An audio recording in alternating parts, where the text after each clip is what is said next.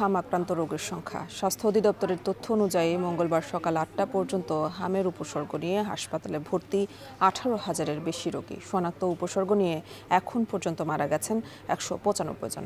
এ নিয়ে বিস্তারিত জানাতে মহাখালীর ডিএনসিসি ডেডিকেটেড হাসপাতাল থেকে যুক্ত আছেন হাসান আল মাহমুদ। হাসান, হামের সংক্রমণ পরিস্থিতি কেমন দেখছেন আর নতুন করে রোগী বেড়েছে কিনা জানাবেন।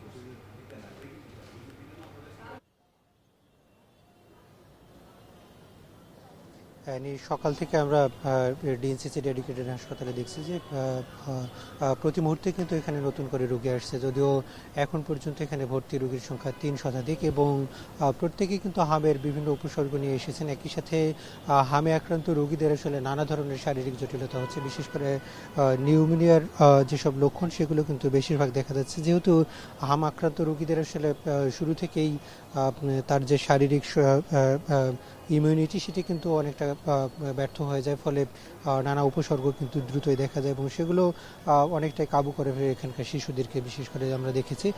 ফলে সেখানে ডায়রিয়া সহ অন্যান্য যেসব উপসর্গ দেখা যায়, বিশেষ করে নিউমোনিয়ার কারণে হার্টে পানি চলে আসা, ফুসফুসে পানি জমে যাওয়া, নানা ধরনের উপসর্গ কিন্তু দেখা যায়। এই কারণেই কিন্তু অনেক জটিলতা হচ্ছে এবং সেসব কারণেই অনেকটা মৃত্যুর ঘটনা ঘটছে। আমরা গতকালকে পর্যন্ত স্বাস্থ্য অধিদপ্তরের যে সবশেষ তথ্য সেই অনুযায়ী কিন্তু ১৯৫ জনের মৃত্যু হয়েছে যারা হামের উপসর্গ নিয়ে, এবং নিশ্চিত হাম শনাক্ত হয়েছিল এমন রোগীর সংখ্যাও কিন্তু ৩১ জন যাদের মৃত্যু হয়েছে। এবং একই সাথে আমরা দেখেছি যে গত মাসের ১৫ তারিখ থেকে কিন্তু হামের সংক্রমণ বৃদ্ধি পায় এবং এর প্রেক্ষিতে কিন্তু আমরা দেখেছি ডিএনসিসি ডেডিকেটেড হাসপাতাল, যেটি করোনা হাসপাতাল নামে পরিচিত ছিল, সেটিকে কিন্তু হামের জন্য ডেডিকেটেড করা হয়। পরবর্তীতে আমরা দেখেছি বাংলাদেশ শিশু হাসপাতাল, যেটি শ্যামলীতে, এবং একই সাথে ঢাকা মেডিকেল কলেজ হাসপাতাল এবং মহাখালীর আরেকটি সংক্রামক বিধি হাসপাতাল, সেখানেও কিন্তু হামের রোগীদের জন্য ডেডিকেটেড করা হয়েছে। অর্থাৎ এখন পর্যন্ত আমরা দেখেছি যে অন্তত ১,০০০ রোগী কিন্তু সারা দেশের হাসপাতালগুলোতে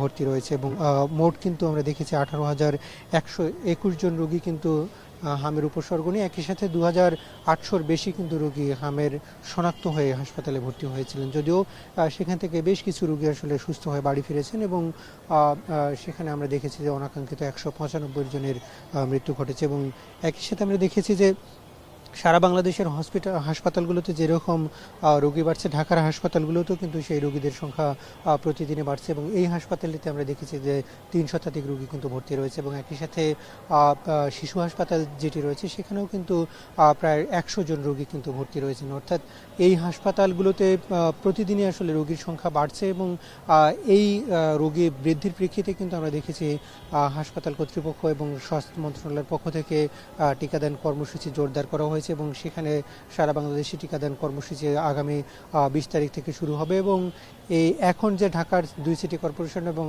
অন্যান্য প্রায় ৩১টি উপজেলায় কিন্তু হামের সংক্রমণ পরিস্থিতি নিয়ে জানাচ্ছিলেন সহকর্মী হাসান আল মাহমুদ।